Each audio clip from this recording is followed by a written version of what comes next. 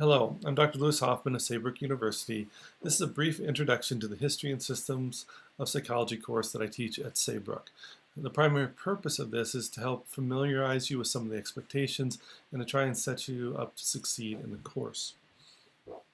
I'm going to give a quick overview and approach to the course, talk about course discussions, writing assignments utilizing feedback, the assignment quizzes, and how to succeed in this course.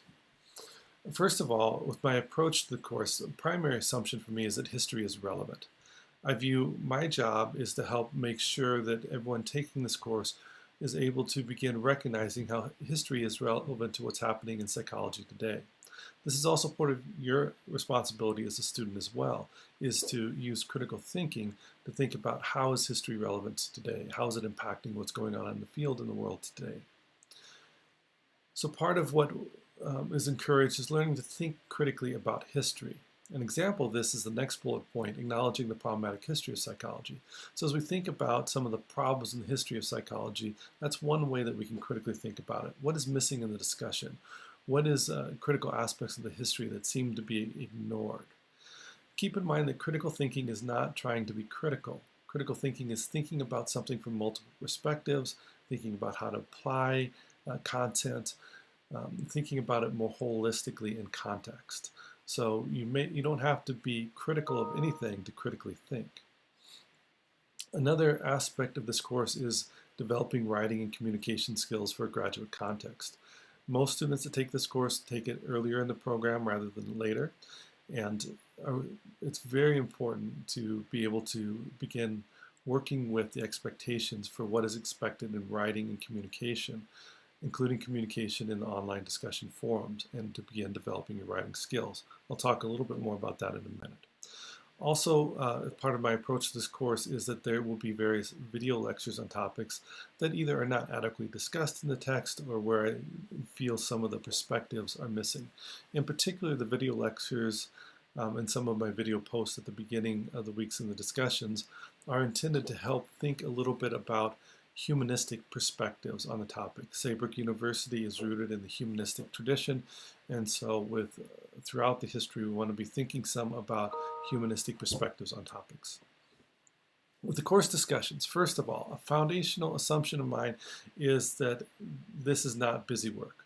So a recommendation to you is to not think of it or treat it as busy work. If you do, your posts are probably not going to be as effective, you're not going to learn as much from them, and they're going to feel more like a burden. My intent is for the classroom discussions, though they're in an online forum, to simulate classroom discussions that you would have in a live classroom. It also is to allow you to play with ideas. So I encourage students to put out ideas. You may not be sure if you agree with it when you put it out there, but it's an idea to think out loud, to play with ideas and to get some different perspectives on them. So I wanted to simulate classroom discussion as best as we can, even though it's an online forum. As part of this, you can write in an informal style. You still need to use professional communication skills such as disagreeing respectfully, showing good critical thinking skills, and all these things that would be expected if you were talking with a peer or professor or someone in a classroom or in a professional setting. But it can be more informal. Part of what this means is you do not need to cite sources in APA style. If you're in a classroom, you're not going to say, Taylor, 1997, said. You're just going to say, in our textbook by Taylor, he talked about this. It got me thinking about this. I might apply it in this way. So that is the approach that you can take in writing. If you put out the sources, I'm not going to take off for that. You're not going to have to rewrite posts because of that, but it's extra time that you are spending that is not necessary. You're learning different types, or we're emphasizing different types of skills in different assignments. The course discussion, more of an informal thinking, where you're beginning to think through ideas and develop them. If you do that well, that will help you be able to write your other assignments in your paper in a more scholarly fashion because you've thought through the topics already. Biggest reason why I ask people to redo their posts is because they're summarizing material. Do not summarize. This is very frustrating for students and very frustrating for me. You can assume that we've all read the textbooks. and that we've all read each other's posts. It's not helpful just to say what someone else said again. Instead, utilize critical thinking. You should extend the conversation in some way, adding a new perspective on it. Do engage with others in the course. This is a requirement for several reasons. One is it's an important way of being able to see different perspectives on topics. Again, make sure that we're communicating about the different perspectives in a respectful manner. We don't have to agree. It doesn't have to be about right or wrong. We're talking about different perspectives here. Another important aspect of the engagement is when we just read material or go through material or just listen to a lecture, we forget most of it. Research supports this, that we don't remember a good portion of what we read. But when we read and discuss, we are more likely to remember and advance our thinking on a topic. So this helps for you to remember better, to ingrain the ideas better, and to be able to think about it from different perspectives. Critical, do not fall behind. If you fall behind, first of all, you cannot engage and interact with others, which is the expectation for passing the course, is that you interact and engage with others. Also, discussions will be closed shortly after the end of the week. The posts are set to close so that you're not able to post Wednesday after they're due. And if you can't make those posts, you can't complete the course. So you cannot fall behind and pass the course. If you're always posting late, even if it's before it closes, that also can jeopardize your ability to pass the course. Again, you're not able to interact very well when you're doing that. If you're always the last person to post, then others are not able to interact with you very well and benefit from your ideas because they've already moved on to the next week quite often. So do not fall behind. This is critical, and you will not be able to pass the course if that becomes a pattern. My participation. Sometimes I will post at the beginning of the week some things and then summary posts. I do not plan to respond to every post. Some students worry if they're not being responded to on individual posts that means there's something wrong. If I'm concerned about your post because they're summarizing, they're not using adequate critical thinking, they're not demonstrating that you've done the writing, I will send you a message about this and ask you to redo your posts or to make changes in future weeks about them. Not responding to individual posts does not mean that I don't like your posts. It just means that I want to allow for the course discussion to emerge. The course discussion is primarily a forum for all of you to discuss your ideas and perspectives. I will chime in on some of the individual posts, but primarily will be making some posts towards the beginning of the week and some summative posts towards the end. A strong suggestion is there is a section on Dr. Hoffman resources. I would strongly encourage you to watch the video on critical thinking and classroom discussions, particularly if you've not been in one of my classes before. The writing assignments. As noted, communication, including writing, is essential for psychologists. It's also essential for a PhD degree. If you don't learn to write well, it's going to be very difficult to succeed in your career. It's also going to be very difficult to complete your dissertation in your program. So my goals and my approach to this is just brief. There's also a video on my approach to grading and providing feedback that I encourage you to watch, particularly if you've not had a course with me before. So my goals are to help you improve your writing so you can focus on content. Some students will come in and they don't really work on improving their writing skills, they don't pay attention to feedback, and they just go through the program. Then they get to their dissertation, and it's very difficult and much more painful, and they're also all the way through the program, they're having to go back and focus on improving their writing, and they're not able to focus on the content. So the more that you improve your writing, the more you're able to focus on the content, which is the more interesting things.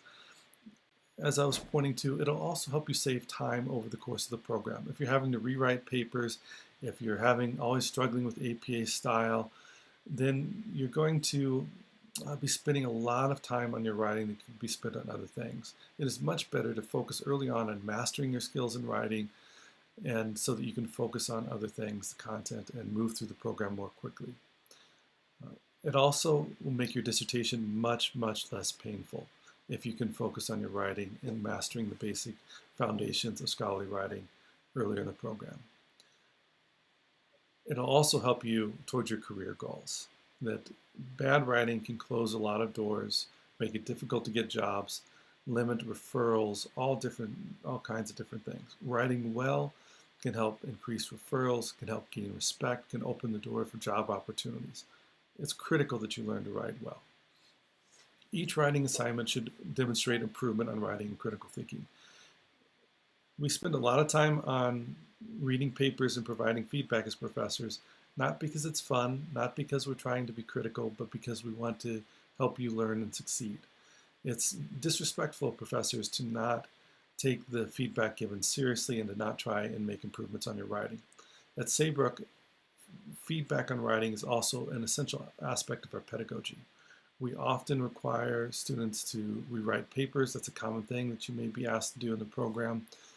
And the reason we do that is, again, to help you continue to improve your writing so that by the time you get to the end of the program, you've mastered the skills of writing, you're able to write a good dissertation without spending extra time and extra money finishing out your dissertation because you've not been able to master these skills. So utilize the feedback.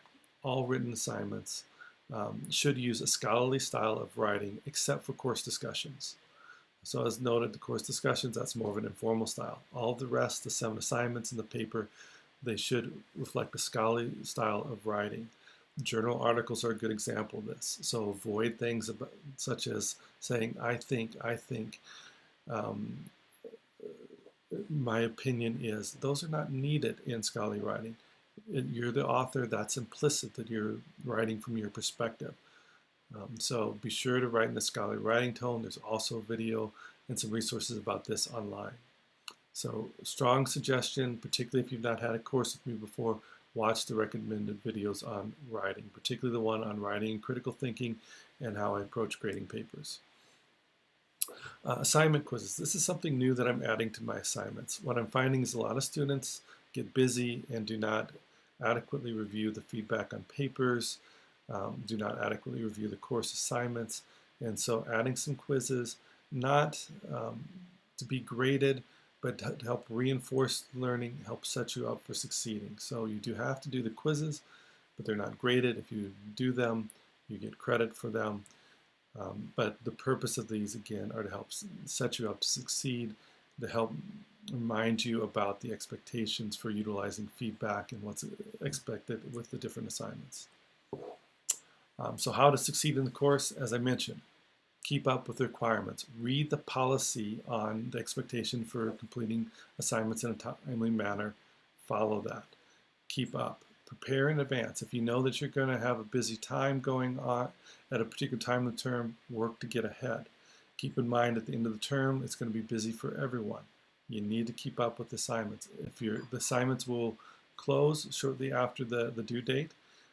I do keep them open for a few days after for discussions and assignments, so that cause every once in a while life does happen and they'll be late. But if that's a pattern, or if they're too late, then they're not going to be accepted, which means you don't pass the course.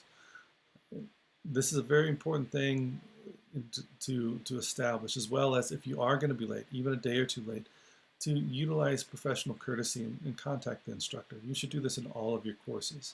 If you graduate and you're out in the world working and you're late on something and you don't let your supervisor know, or if you're late on an assessment and you don't let the referral source know, different things like this, you're going to lose business and you're going to set yourself back. You should use the same professional courtesy and develop and cultivate that habit in your courses. So keep up with the requirements. If you're going to be late, even just a little bit late, be sure and send me a note explaining why. If it's a pattern, then you may not be able to pass the course, because that is an expectation. If you have questions, ask them. If you have questions about an assignment, if you have questions about feedback, be sure and ask. Utilize feedback. As I mentioned, I don't spend as many hours as I do providing feedback because I enjoy it or because I want to be critical or anything like that. I do it to help you succeed in the program and in your careers. So utilize that feedback. Watch the recommended videos. Okay, that's all for this brief video lecture to introduce the course Again, if you have any questions, please be sure and let me know, and look forward to working with you over the course of the semester.